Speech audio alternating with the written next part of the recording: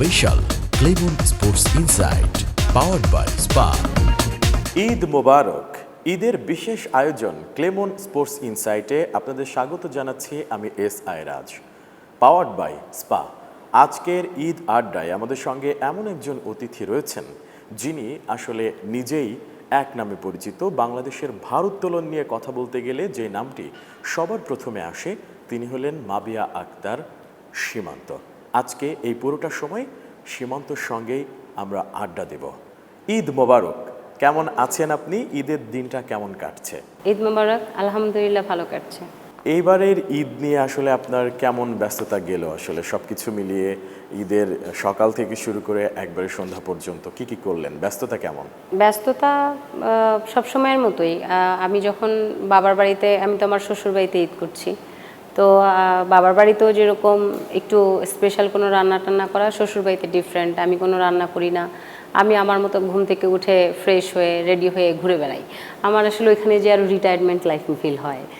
তাও তো বাবার বাসায় কিছু একটা করা হয়, শ্বশুরবাড়িতে তেমন কিছুই না, শুধু ঘুরে বেড়ানো আর বসে বসে শাশুড়ি মার রান্না বান্না খাওয়া ছাড়া আর কোনো কাজ নেই। শাশুড়ি মায়ের রান্না খান মানে কখন এমন হয় না যে ঈদের দিন স্পেশালি আপনি রান্না করছেন? এমন হয়, কিন্তু সেই রান্নাটা আমি একা করি না, আমার হাজব্যান্ড আমার সঙ্গে রান্না করে। কারণ তাদের মনে হয় যে আমি ওয়েট লিফটিং ব্যতীত কোনো কিছু করতে পারি না। রান্না কখনোই যদি আমি রান্নাঘরে যাই তাহলে তাদের আমার শাশুড়ির এবং আমার হাজব্যান্ডের মনে এই জিনিসটা থাকে ইনসেন্ট কোনো একটা অ্যাক্সিডেন্ট হবে, কারণ ও তো রান্না করতে পারে না, শুধু ওয়েট লিফটিং করতে পারে। তো করি, কিন্তু তাদের হেল্প থাকে, একা রান্নাঘরে যাওয়ার কোনো অপশন নাই। মাবিয়া, এই যে এখনকার ঈদ এবং ছেলেবেলায় আসলে ঈদও আপনি করেছেন, ছেলেবেলার ঈদ আর এখনকার ঈদের মধ্যে পার্থক্য কি? ঈদ তো ঈদই, কিন্তু এখন একটা ঈদের মধ্যে দায়িত্ব আছে, আমরা বড় হয়ে গেছি, আমাদের ওই ড্রেসের ফিলিংসটা কাজ করে না, যে না এই ড্রেসটা লুকিয়ে রাখি। যেমন ছোটোবেলায় ড্রেস জুতো সব নিয়ে রাখিয়ে দিতাম, কাউকে দেখাবো না, পুরনো হয়ে যাবে। বাট এখন জিনিসটা তা না, এখন জিনিসটা কমন, সবাই দেখে। আগে সালামি পেতাম, এখন পাওয়া থেকে দেওয়া বেশি হয়ে গেছে।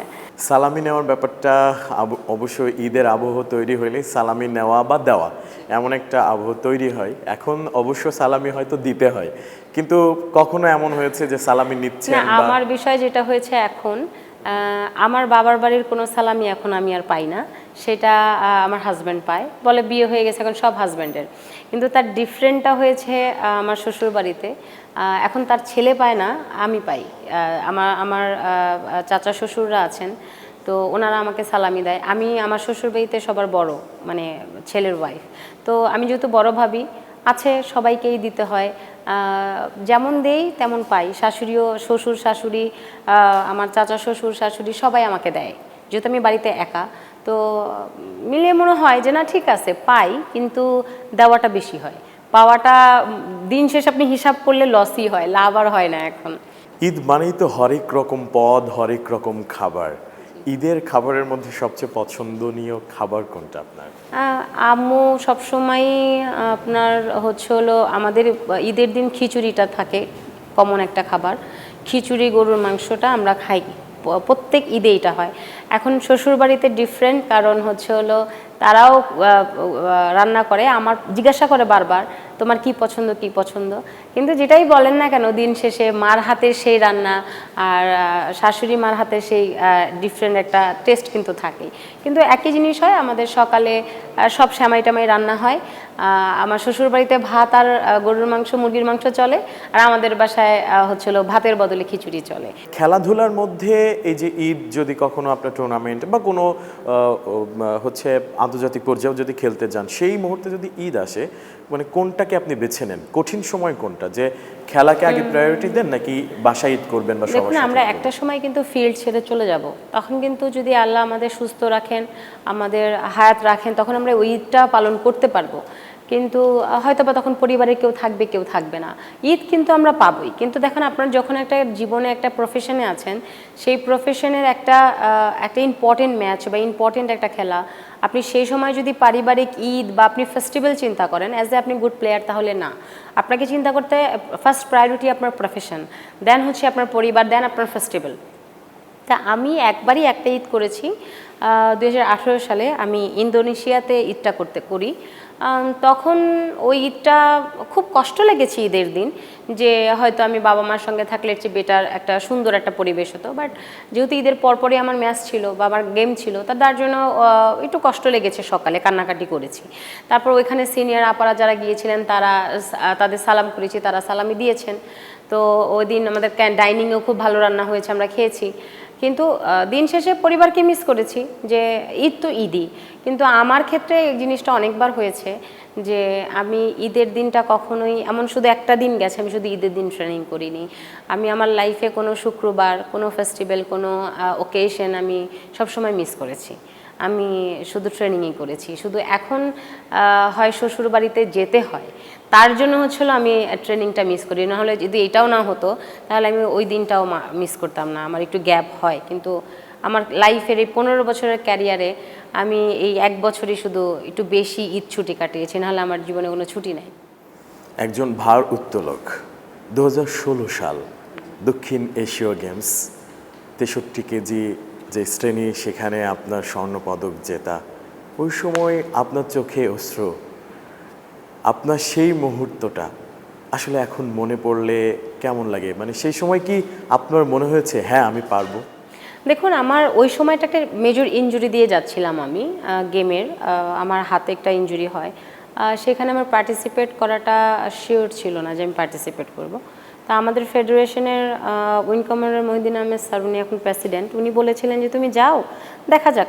তখন অ্যাকচুয়ালি অপশনও ছিল না, আপনি প্লেয়ার চেঞ্জ করে অ্যাকচুয়ালি নিয়ে যাবেন, তুমি যাও, দেখা যাক কী হয়, আমি বুঝবো। তখন আমি কমনওয়েলথ চ্যাম্পিয়নশিপে সদ্যই গোল্ড মেডেল পেয়ে এসেছিলাম। তা আমাকে নিয়ে আশ্বাসও ভালোই ছিল। অ্যাকচুয়ালি আপনি যদি বলেন, উনি বলেছিলেন টিমের সঙ্গে যাও, আমি যাই, আমার জেদ এবং ওনার চাওয়া, তার জন্য আজকে মাবিয়া ওই সিচুয়েশনটা ঘটেছিল। আমার সঙ্গে আমার টিমে যারা কর্মরত ছিলেন as a coach, as a official, তাদের থিওরি আমার থেকে চেঞ্জ হয়ে গিয়েছিল। আমি এই নেগেটিভ জিনিসটা তখন ফেস করেছিলাম।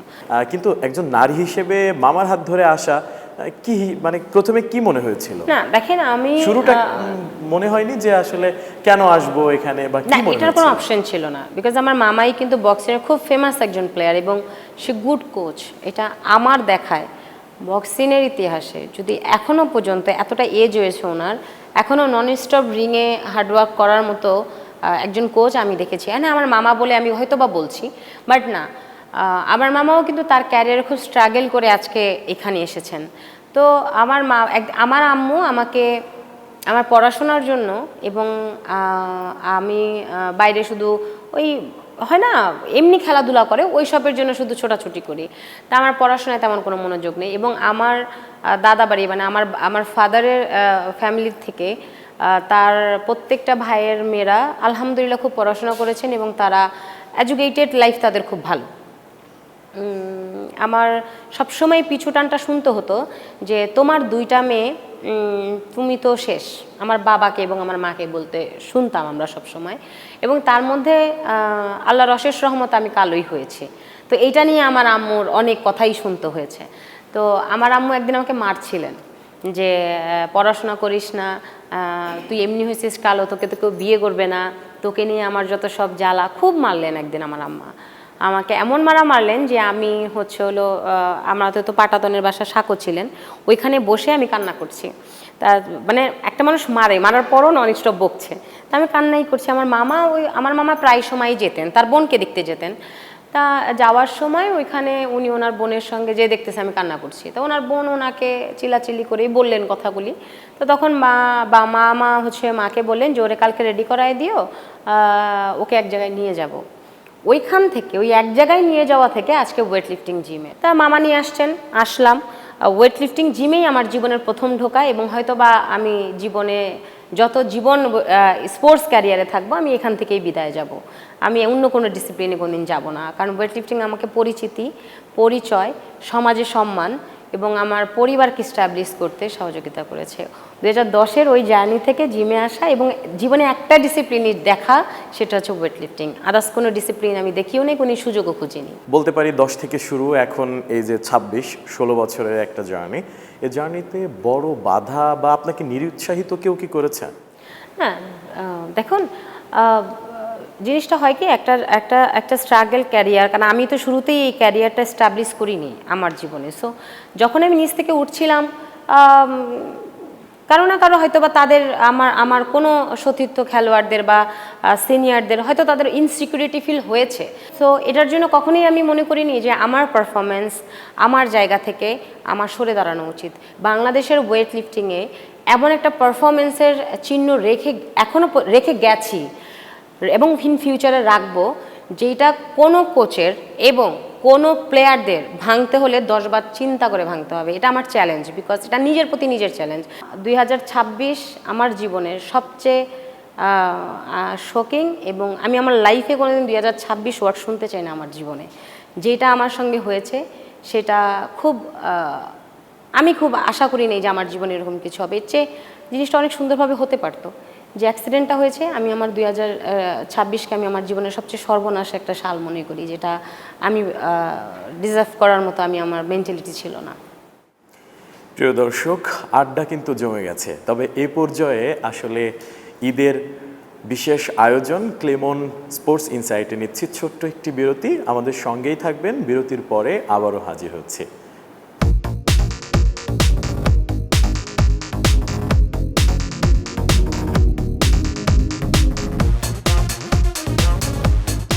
Eid special Clemon sports insight powered by spa.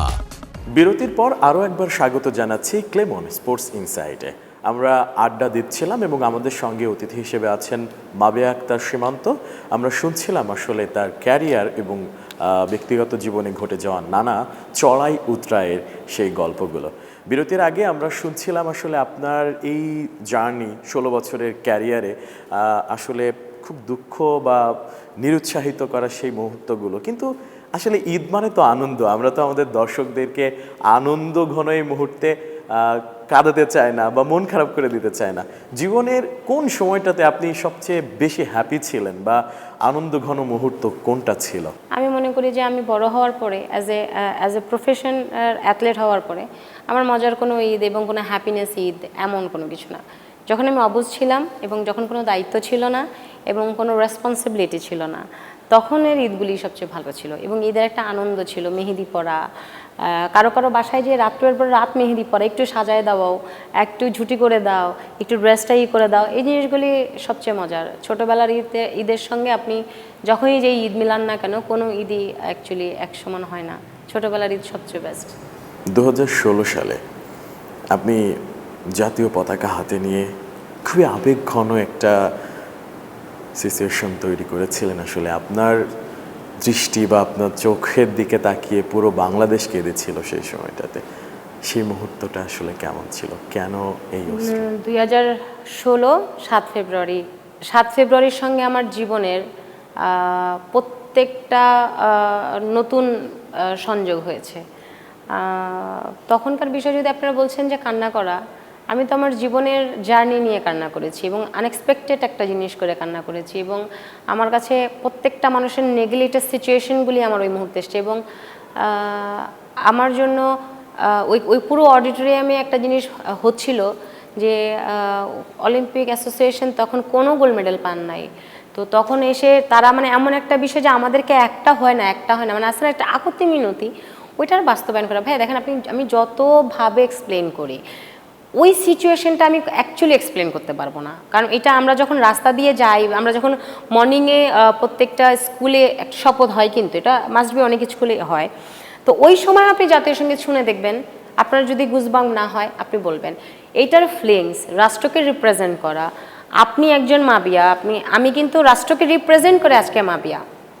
তো ওইটা এক্সপ্লেন অ্যাকচুয়ালি হয় না। কিন্তু 2016 সাল আমাকে নতুন একটা আমার জন্ম হয়েছে। আমি 7ই ফেব্রুয়ারি আমি সবসময় সেলিব্রেট করি। আমি কখনোই আপনার এটা ভুলে যাব এরকম না। ইভেন্ট আমার অ্যানিভার্সারি 7ই ফেব্রুয়ারি, আমার মাইন্ড থেকে যেন কোনো দিন 7ই ফেব্রুয়ারি না চলে যায়, তার জন্য আমি 7ই ফেব্রুয়ারিতে আমার নতুন জীবন শুরু করেছি। আলহামদুলিল্লাহ, আমার ক্যারিয়ারের মতো আমার নতুন জীবনটাও আলহামদুলিল্লাহ খুব ভালো যাচ্ছে। ওই দিনের পরে আমার পারিপার্শ্বিক, আমার রিজিক এবং আমার সমাজে সম্মান এবং আমার বাবা মাকে আমার যে আইডেন্টিটি আমার হওয়ার কথা ছিল, আমার বাবা মার আইডেন্টিটি আমি হয়েছি। সো ওই দিন আমার কাছে সবচেয়ে যদি বলেন কোনোভাবে এক্সপ্লেন করে আমি শেষ করতে পারবো না, নতুন একটা জন্ম আমার ওই সময়। আজকে আসলে কোনো তরুণ বা তরুণী যদি এই ভারোত্তোলনে আসতে চায়, তাদের উদ্দেশ্যে আপনার কি বলার থাকবে বা কিভাবে আসতে পারবে আসলে এই সেক্টরে? আমার জুনিয়রদের শুধু আমি একটা কথা বলবো, সব সময় প্রত্যেকটা মানুষকে রেসপেক্ট করতে হবে এবং নিজের ধ্যান জ্ঞান এবং আমি এটা করতে আসছি আমি এটা করব, বাস এইটুক যদি তার মধ্যে থাকে সে গেইনার হবে, এটা 100%। ঈদের বিশেষ আয়োজন তো থাকে, খাবার দাবার থেকে শুরু করে সব কিছু। যদি বলা হয় যে মাবিয়া বিশ্বের এমন কোন প্লেয়ার আছে যিনি ভারোত্তোলক বা অন্য কোনো প্লেয়ারই হোক না কেন যার সাথে মাবিয়া ডিনার করতে চায়, তাহলে মাবিয়ার পছন্দের সেই প্লেয়ার কে থাকবে আসলে? কোনো প্লেয়ারই থাকবে না, কারণ আমি আমার লাইফে কোনো দিন ফরেন প্লেয়ারদেরকে দেখিই নাই। ইভেন আমার সঙ্গে যারা গোল্ড মেডেল পায়, সিলভার, ব্রোঞ্জ পায়, আমি কোনো দিন আমি তাদের ভিডিওটা আমার ফোনে কোনো দিন দেখি নাই যে তারা অ্যাকচুয়ালি কীভাবে লিফট করে যার জন্য তারা এত কিছু করতে পারে। এটা আমি কখনোই দেখি নাই, কারণ আমাদের কালচার এবং আমাদের জায়গা থেকে এটা দেখা, এটা স্বপ্ন দেখা, আমাকে যদি বলেন যে একদিন কারোর সঙ্গে ডিনার করা, আমি আমার যে আইডল, আমার সিনিয়র, আমি অবশ্যই তাদের সঙ্গে কখনো না কখনো সুযোগ পেলে তাদেরকে নিয়ে টাইম কাটাবো, তাদেরকে নিয়ে আমি লং ট্যুরে ঘুরতে যাব। মাঠের মাবিয়া আর সাংসারিক মাবিয়া পার্থক্য কি আসলে? মাঠে মাবিয়া অ্যাক্টিভ, সংসারে মাবিয়া ঘুমায়। আমি সাংসারিক হিসেবে এটা তো অ্যাকচুয়ালি আমার হাজব্যান্ড এবং আমার শ্বশুরবাড়ির লোকজন বলতে পারবে, কিন্তু আমি যেটা বলি যে আমি প্রচণ্ড অলস একজন মানুষ। আমাকে শুধু ফোন এবং টাইম মতো খাবারটা এবং হচ্ছিল সারাদিন ওইটা নিজের মন মতো করতে দিবেন। সাংসারিকভাবে আমি অত অ্যাক্টিভ না এবং হ্যাঁ, ক্যারিয়ারে আমি খুব অ্যাক্টিভ। এই কথাটা আমাকে প্রায় সময় বলে, তুমি প্র্যাকটিসের কথা শুনলে সুস্থ হয়ে যাও, তুমি বিছানা থেকে উঠতে পারো না, প্র্যাকটিস টাইমে তোমার সুস্থ হয়ে যাও, কিন্তু এমনি এসে তুমি মরার মতো শুয়ে থাকো। এটা আমি প্রায় সময় শুনি। মাবিয়ার কি রাগ বেশি নাকি ইমোশন? দুইটাই, আমার দুইটা বেশি। কারণ আমি রাগী আমার সবচেয়ে কাছের মানুষদের সঙ্গে, আর যদি বলেন যে না ইমোশন আমি অনেক, কারণ আমি কোনো কিছু শুনলেই কান্না করি। আমি দুইটাই আমার মধ্যে সবচেয়ে বেশি। শেষ করব, তবে সর্বশেষ প্রশ্ন, আসলে সোশ্যাল মিডিয়ায় অনেক আলোচনা সমালোচনা সব কিছুই হয়। সমালোচনা কিভাবে আসলে আপনি তার জবাব দেন, নিজেকে প্রিপেয়ার রাখেন, এবং যারা আপনার ভক্ত কিংবা তরুণ প্রজন্ম এটিএন নিউজের দর্শক রয়েছে তাদের উদ্দেশ্যে কি বলার থাকবে? দেখুন, প্রথমে এটিএন নিউজকে ধন্যবাদ জানাই যে ঈদের একটা আয়োজনে আমাকে এইভাবে সবার সামনে কথা বলার সুযোগ করে দেওয়ার জন্যে, এবং আমাকে যারা ভালোবাসে অবশ্যই তাদের ভালোবাসা আছে বিধায়ী কিন্তু এখনও পর্যন্ত আমি আমার লাইফটাকে কন্টিনিউ করছি স্পোর্টসে। আর ব্যাড কমেন্টের কথা যেটা বলছেন, আমি আমার লাইফে কোনো দিন কোনো একটা নিউজের নিচে বা কোনো একটা পোস্টের নিচে কোনো ব্যাড কমেন্ট পাইনি। সেটা হচ্ছে 2026-এর আমি মার্চে একটা একটা ঘটনার পরে নিউজে আমি যে কমেন্টগুলি পেয়েছি, সেটা আমার পারিবারিক এবং আমার মানসিকতা এবং আমার সামাজিক প্রত্যেকটা জিনিসে অনেক খুব এফেক্ট ফেলেছে। তো এটা আমি এক্সপেক্ট করি নাই। আপনারা কোনো বিষয় নিয়ে যদি না জানেন, সেটাকে নিয়ে চর্চা করতে কোনোদিন সোশ্যাল অ্যাকাউন্টে আসবেন না। এমন হতে পারতো ওই সময় আমি আমার জীবনের সবচেয়ে বড় একটা নেগেটিভ ডিসিশন নিতে পারতাম, যেই কমেন্টগুলি এক একটা ইয়েরা করেছিলেন, জনগণ করেছিলেন। তারপর তাদের প্রতি আমার রাগ নেই, তারা সিচুয়েশন বুঝেন নাই, যেভাবে তাদেরকে প্রেজেন্ট করা হয়েছে। কিভাবে তখন নিজেকে সামনেছে? আমি বলবো যে আমার ওই মুহূর্তে আমার সবচেয়ে বড় ভ্যাকেন্সি আমার হাজব্যান্ড ছিলেন। উনি যদি ওই মুহূর্তে উনি না থাকতেন, পরিবার ছিলেন কিন্তু আমার হাজব্যান্ডের ভূমিকা সবচেয়ে বেশি ছিলেন, কারণ উনি যদি ওই মুহূর্তে আমাকে এটা রিয়েলাইজ না করাতেন যে আমার পরিবার এবং উনি আমার জীবনের সবচেয়ে বড় দায়িত্ব, এই ক্যারিয়ারের থেকেও সবচেয়ে বড় দায়িত্ব, তাহলে হয়তো বা জীবনে অনেক বড় একটা স্টেপে আজকে আপনাকে দেখতে পারতেন বা নাও দেখতে পারতেন। তো আমি মনে করি যে মানুষ না জেনে না বুঝে কথা বলে। তো আমার হাজব্যান্ডের মনোবলে এবং আমার হাজব্যান্ডের কারণেই এখনও পর্যন্ত আমি মনে করি যে আমি স্বাভাবিক জীবনযাপন করছি। আমার হাজব্যান্ড, আল্লাহ তাআলা আমাকে জীবনে এমন একজন মানুষ দিয়েছেন যিনি আমার বাবার পরে আমার হাজব্যান্ড। সো এটাই আমি মনে করি যারা আমাকে দোয়া করেন, আমাকে ভালোবাসেন, সবাই আমাকে দোয়া করবেন, ভালোবাসবেন, যেন আমি আমার প্রবলেম এবং সিচুয়েশন থেকে উঠে আপনাদেরকে একটা বড় একটা অ্যাচিভ আপনাদেরকে উপহার দিতে পারি। অসংখ্য ধন্যবাদ আমাদের সঙ্গে এতক্ষণ আড্ডা দেওয়ার জন্য। দর্শক, কথা বলতে বলতে চলে এসেছে অনুষ্ঠানের একদমই শেষ পর্বে। ঈদের এই বিশেষ আয়োজন ক্লেমন স্পোর্টস ইনসাইট থেকে আজকে বিদায় নিচ্ছি আমি SI Raj, powered by spa.